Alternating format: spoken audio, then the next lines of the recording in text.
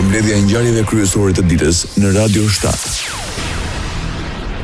Maqedonia e Veriut filloi zbatimin e masave për uljen e çmimeve të karburanteve. Deri më 6 prill do të zbatohet një normë preferenciale tatimore për 10% për qarkullimin e burimeve të energjisë, njoftoi Drejtoria e të Ardhurave Publike në Maqedoninë e Veriut. Të gjithë tatim paguesit që kryejnë tregtime pakisë të karburanteve motorike dhe lubrifikantëve në dyqanet të specializuara janë të detyruar të zbatojnë me kohë listën tarifore nga vendimi, pra të përshtatin sistemet fiskale, listat e çmimeve dhe faturimin me qëllim që të llogarisin, regjistrojnë dhe shfaqin sakt normën preferenciale e tatimit mbi vlerën e shtuar prej 10%, thuhet në deklaratën e Drejtorisë së të Ardhurave Publike.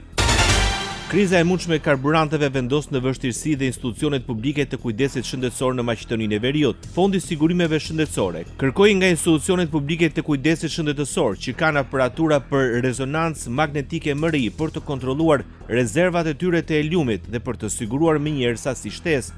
Shkak është një ndërprerje e mundshme e furnizimit në tregun evropian, si dhe një rritje e ndjeshme e çmimeve për shkak të tensioneve aktuale gjeopolitike që lidhen me situatën në Iran.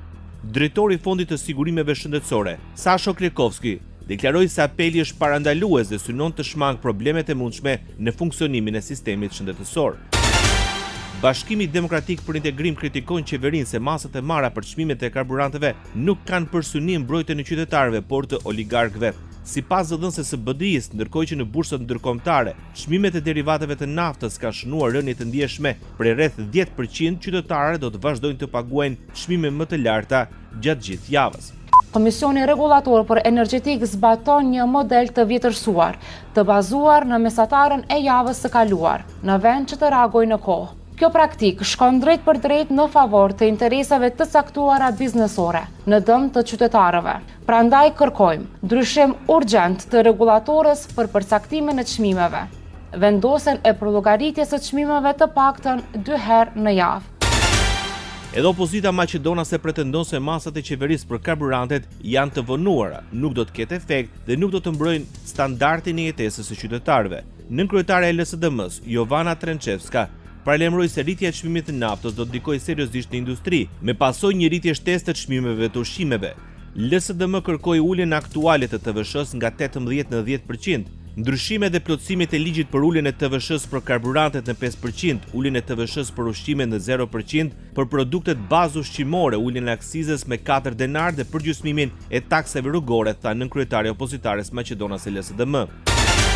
Deputeti i LSDM-s Fatmir Bytyçi paralajmëron se ulja e TVSH-s për derivatet e naftës është e pamjaftueshme për të përballur me krizën energjetike dhe as nuk zgjidh problemin. Sipas ish zëvendës kryeministrit të Maqedonisë së Veriut, natyra e kësaj krize energjetike dhe ekonomike nuk shprehet vetëm përmes shokut të çmimeve, me të cilin qytetarët po përballen në stacionet e benzinës. Kur një qeveri mendon se ka zgjidhur problemin me një rregullim të vetëm tatimor, ose nuk e kupton krizën, ose po përpiqet ta qetësojë publikun me masa gjysmë të thjeshta, deklaroi Fatmir Bytyçi.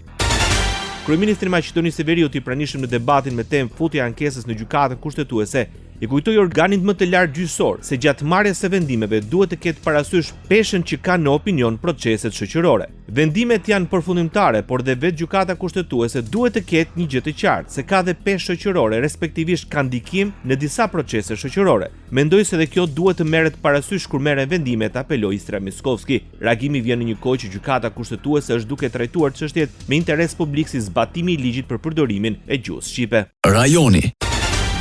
Përplasjet mes vetëvendosjes dhe presidentes Osmani dërgohen sërish në gjykatën kushtetuese. Kreu i shtetit është drejtuar gjykatës për të sqaruar çështjen e emërimit të anëtarëve të Komisionit Qendror të Zgjedhjeve. Dilema kushtetuese sipas kabinetit të presidentes Osmani është për shkak se partitë kanë bërë më shumë propozime se sa parashek kushtetuta. Presidenti Osmani i është drejtuar gjykatës kushtetuese lidhur me këtë çështje. Sapo ta marrë përgjigjen do të vijohet me emërimin, thuhet në reagimin e kabinetit të presidentes. Partia Demokratike e Kosovës kritikon qëndrimin e mbajtur nga presidenti Osmani për emërimin e anëtarëve të KQZ-s. Antari kryesisë Partisë Demokratike të Kosovës, Betim Gjoshi, tha se mos emërimi i anëtarit të dytë të PDK-s në KQZ është cënim i kushtetueshmërisë, demokracisë dhe i zgjedhjeve nga ana e presidentes Vjosa Osmani. Sipas tij, fshehja pas referimit të çështjes në gjykatën kushtetuese është dëmtim i qëllimshëm i përfaqësimit të PDK-s në KQZ dhe i dobësimit të rolit të opozitës në këtë fazë kritike politike për Kosovën. Presidenti Osmani, në shkresën e datës 9 mars, drejtuar kryetarit Bedri Hamza, ka kërkuar që të propozojë me shkrim kandidatët për anëtarët e Komisionit Qendror të Zgjedhjeve. Pra, jo propozimin e një kandidati, siç e ka emëruar tani, po të kandidatëve në shumësi. Prandaj ajo ka përgjegjësi që para qytetarëve të sqarojë se çfarë është hyri që në momentet e fundit të tërhiqen nga rruga kushtetuese dhe ligjore e emërimit të anëtarit të dytë të PDK-s në Komisionin Qendror të Zgjedhjeve.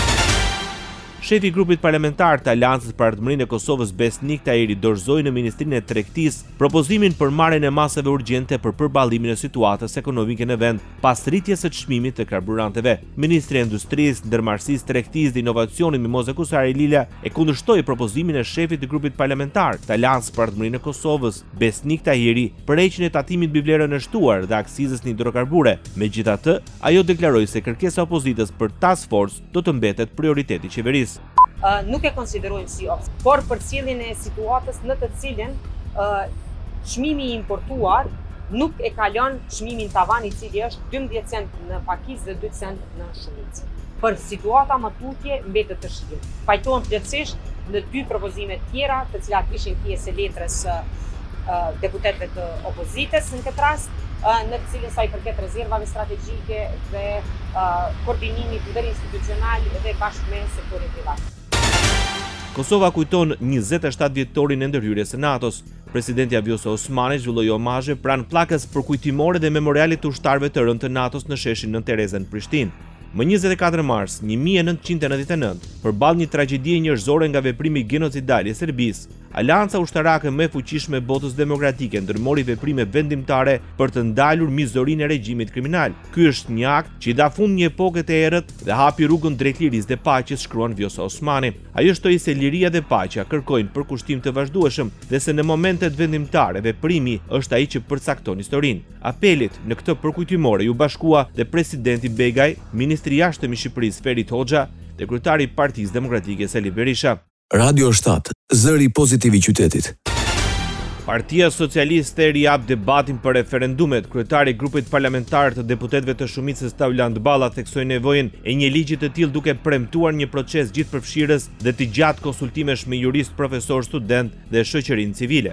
Grupi parlamentar i Partisë Socialiste, prandaj jam këtu bashkë me nënkryetarin, do të zhvilloj disa tureza të mëdha konsultative me jurist, me profesoratin, student, me shoqërinë civile, me qëllimin e mirë që të shkojmë në një draft të konsoliduar mirë, i cili edhe pasi të hyjë në procedurën e kuvendit, aty do të jetë një proces i gjerë konsultativ. Kryetari i Partisë Demokratike Sali Berisha denoncoi rritjen e çmimit të karburantit në vend. Në një dalje për mediat Berisha tha se Shqipëria është ndruar në instrument të tiranisë ndaj qytetarëve të saj. Shkaki i kësaj rritje, sipas Berishës, është ngarkesa fiskale dhe nafta kontraband.